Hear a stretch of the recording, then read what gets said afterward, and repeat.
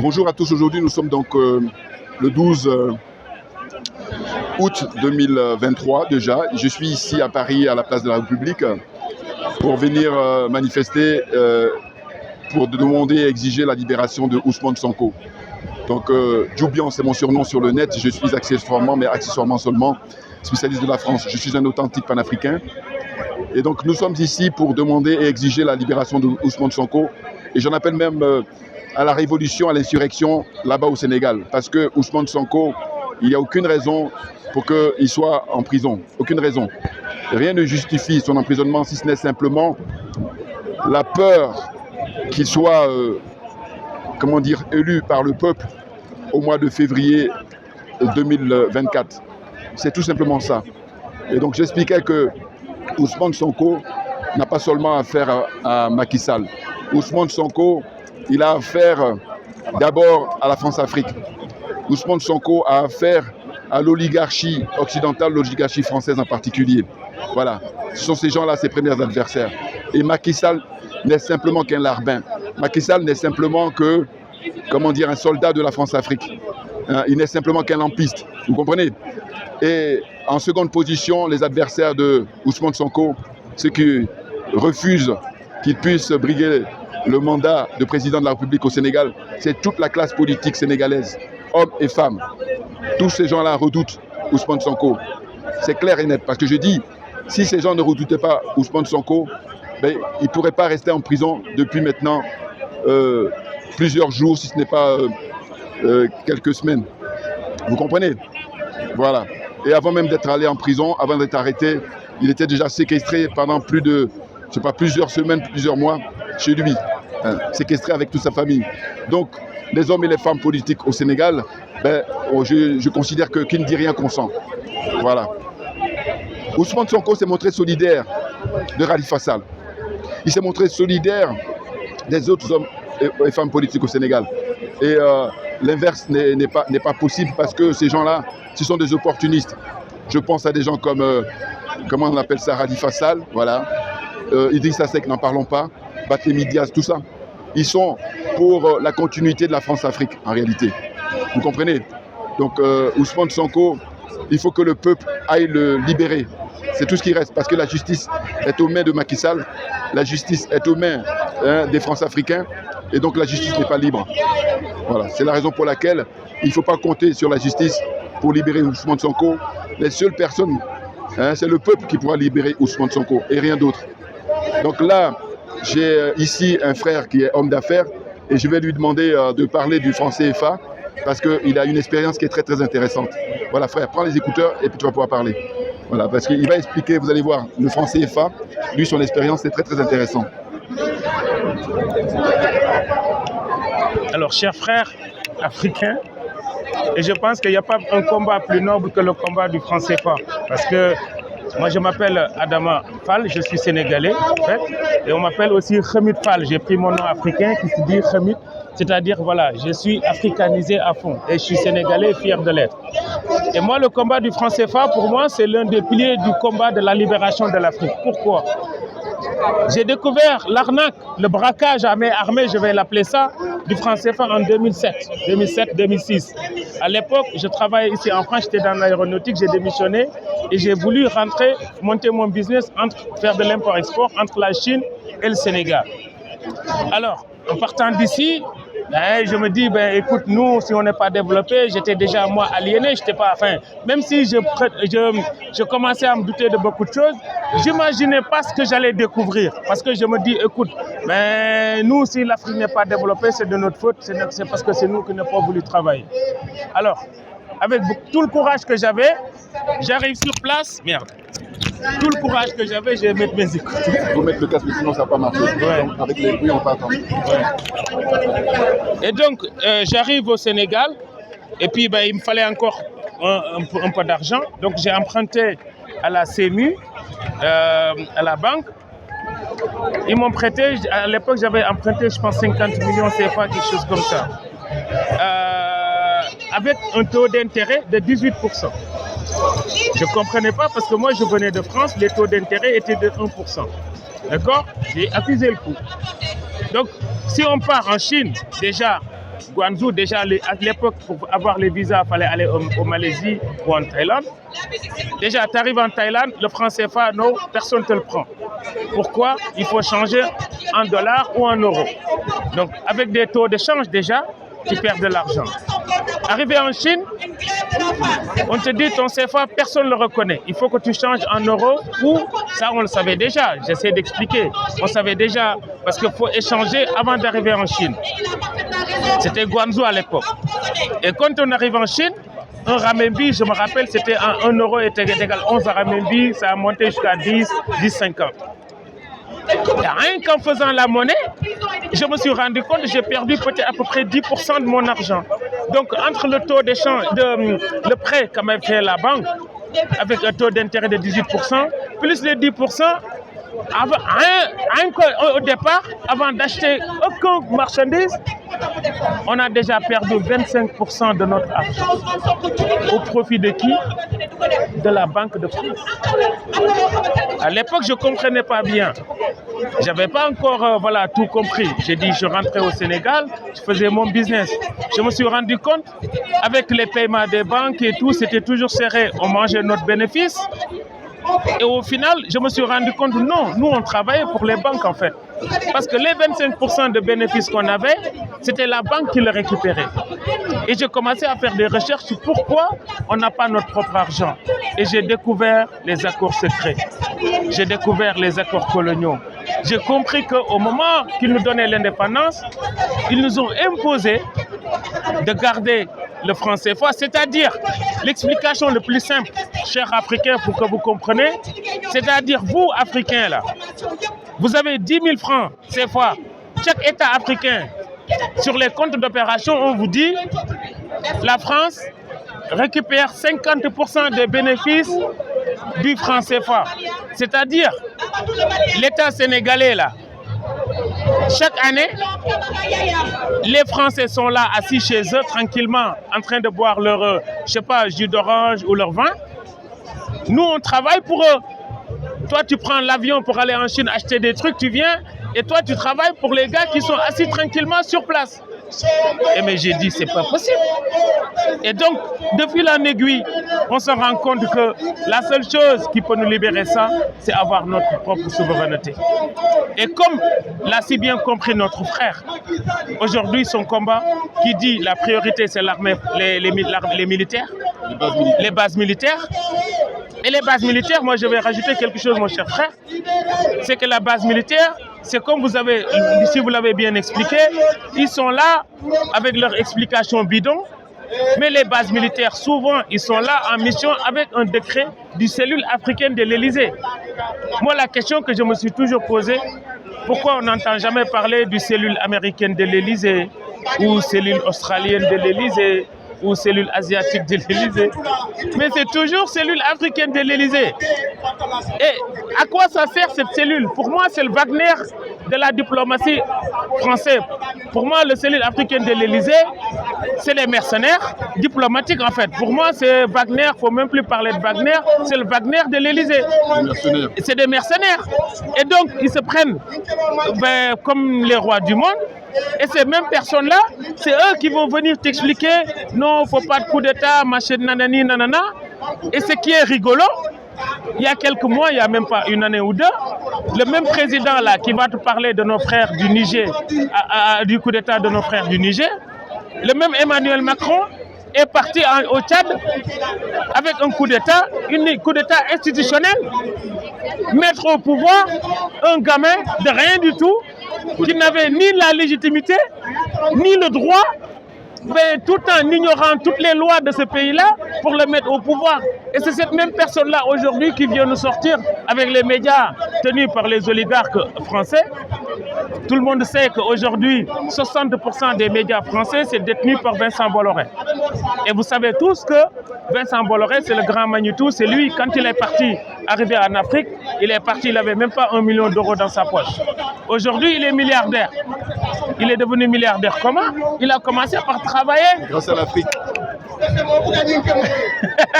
Ah, c'est grâce à nous. Alors cette même personne-là, je vais vous dire quelque autre chose qui est beaucoup plus triste, les gars. On en rigole, vaut mieux en rigoler qu'en pleurer. Ce qui est beaucoup plus triste, c'est Vincent Bolloré, il a un holding partout en Afrique, particulièrement au Sénégal. Je vais vous donner l'exemple de Bertrand de la Chesnée. C'est un général de l'armée française. Normalement, un général n'est pas censé faire de la politique en France. Bref, mais bon, passons. Bertrand de la Chesnée, ce monsieur, il a un holding qui gagne tous les marchés de l'État du Sénégal. Enfin, pas toutes, mais une bonne partie. Et ce Bertrand de la Chesnée, qui lui était directeur de campagne d'Éric Zemmour, qui dit qu'il ne veut plus d'Africains, il s'enrichit en Afrique.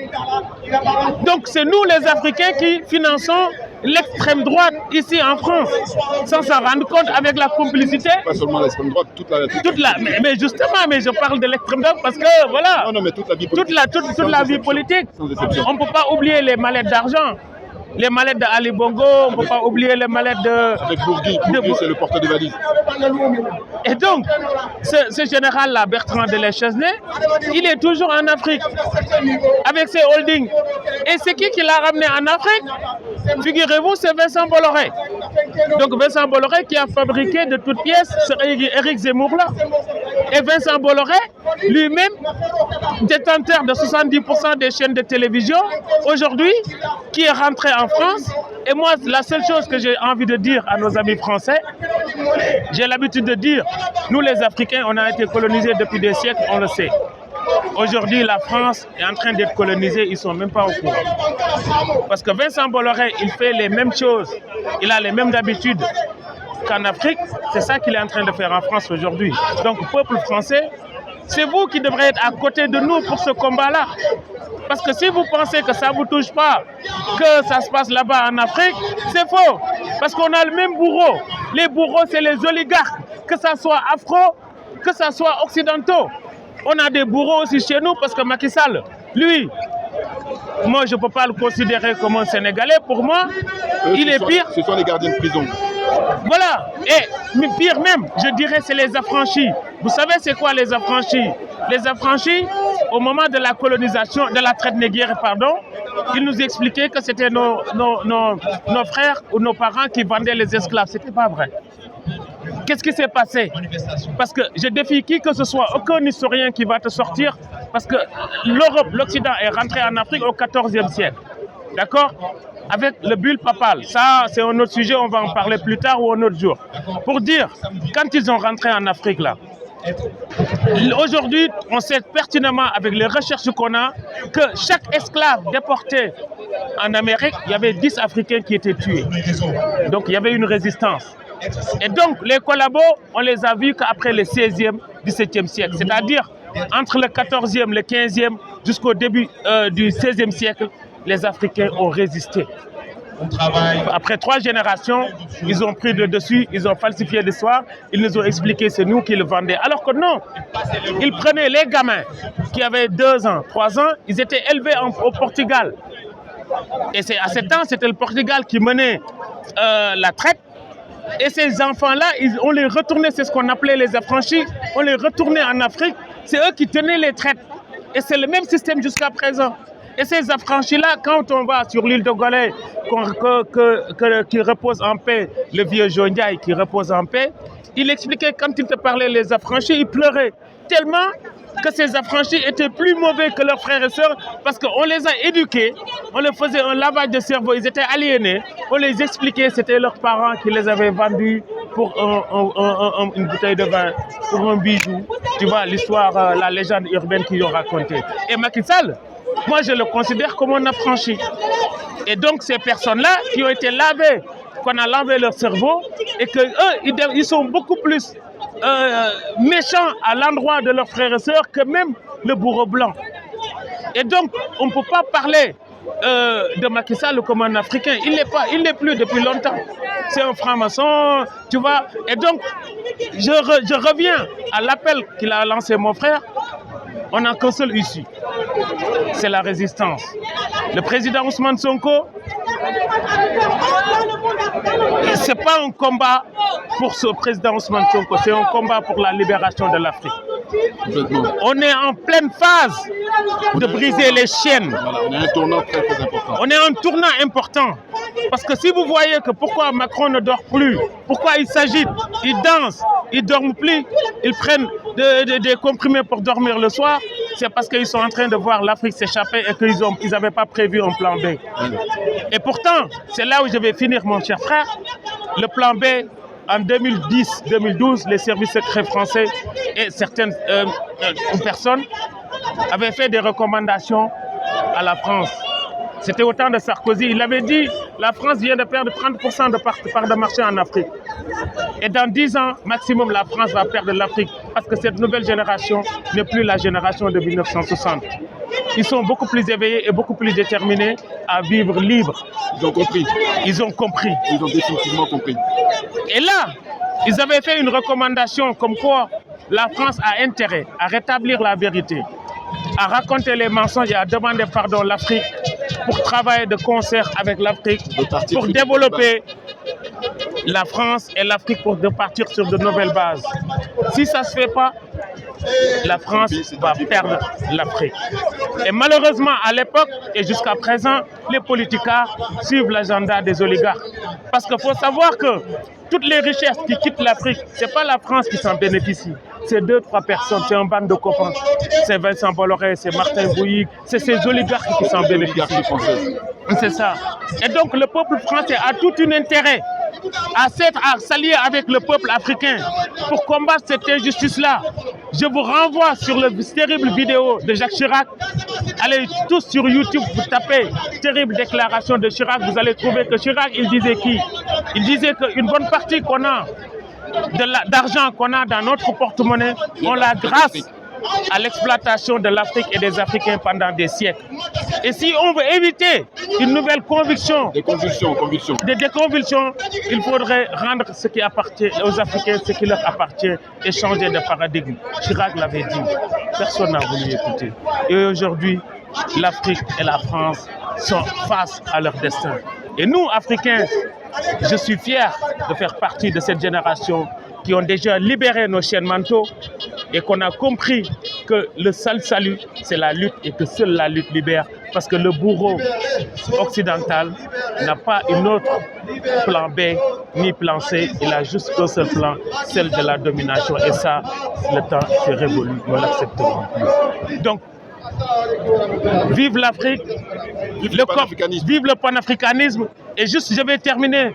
Je ne peux pas terminer sans pour autant rendre hommage à notre frère Assimi Goïta, à nos jeunes frères Doumbouya. Vous faites la fierté de l'Afrique.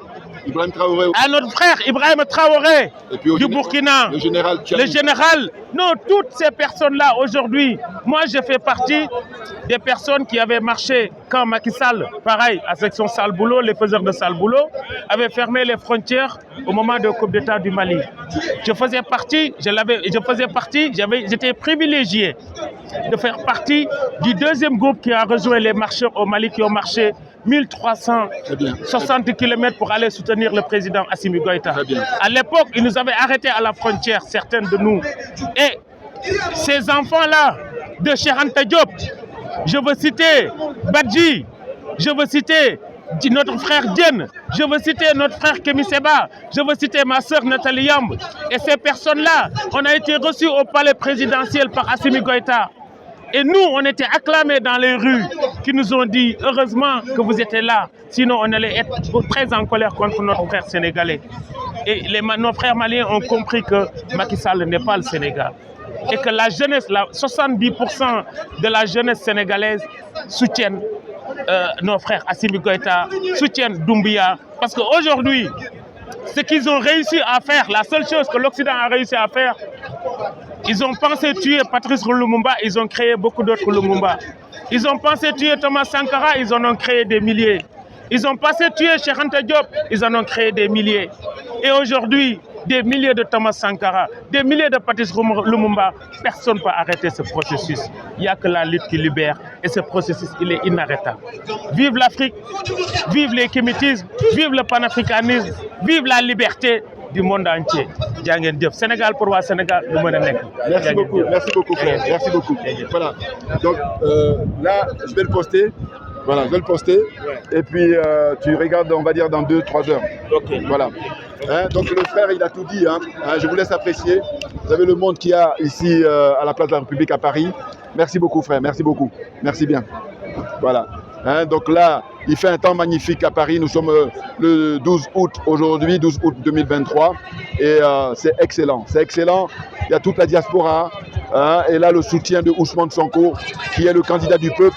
Ousmane Sonko, qui répond aux aspirations de toute la jeunesse sénégalaise, de tout le peuple sénégalais. Voilà, donc il va être libéré parce qu'ils n'ont pas le choix. Merci à vous tous pour votre attention et puis à très bientôt. Merci bien.